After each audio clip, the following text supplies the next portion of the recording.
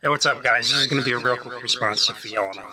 I've got a lot of things going on, so I'm not going to be able to make the full response that I would like to make. But I want to hit on this video that she put up because I think that it's important that I touch on this. Because she was correct in her criticism that she made towards me. And when I heard her say what she said, it's just like, oh man, she's right. I'm using the wrong term, 16-kDa proteolipid. We're talking about the V-ATPase, not the F-ATPase. And this is information that I've looked into like 5 or 6 years ago, so it's understandable why we mix up those terms, especially when you look at the structure of F-ATPase, or when you're looking at hydrolysis versus that of synthesis, because both structures are very, very similar.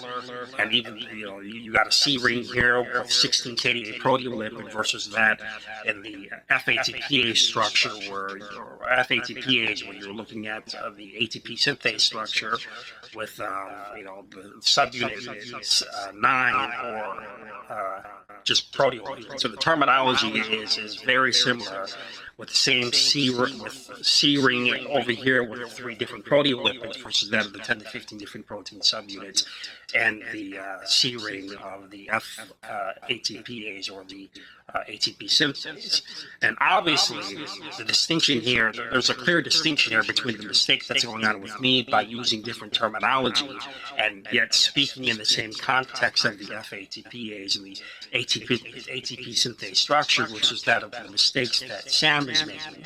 Why? Because the things that Sam is doing over here in the corner, I mean, he's getting almost everything mixed up and completely backwards with the structure of the F0 part of the structure of ATP synthase versus that of the F1 part of the structure of ATP synthase. Because in the F1 part of the structure of ATP synthase, even in the confines of what he said, it's not that just alpha, beta, gamma, delta, epsilon. It's you got 3 alpha, 3 beta, and gamma, delta, epsilon. And even by totally negating, when we're speaking in the confines of synthesis versus that, not the ATPase, just in the context of what we're talking about, very clearly, there are 10 to 15 different protein subunits in that C ring. So when I'm talking about the C ring in the ATP synthesis, that's obviously talking about F-ATPase. It's not talking about V-ATPase. The only mistake that I'm making here is using the wrong term and a different structure. And when you're sitting over here saying, well, look at Ronnie's talking about something completely different here, True's talking about something completely different here, you're being dishonest, because the context that I'm talking about is very, very clear. I'm talking about the hydrogen ion gradients that are coming in from the complex, causing those 10 to 15 different protein subunits to turn. I'm talking about something very, very specific. That's what my context is. The term is what's inaccurate. The context of the structure is 100% correct.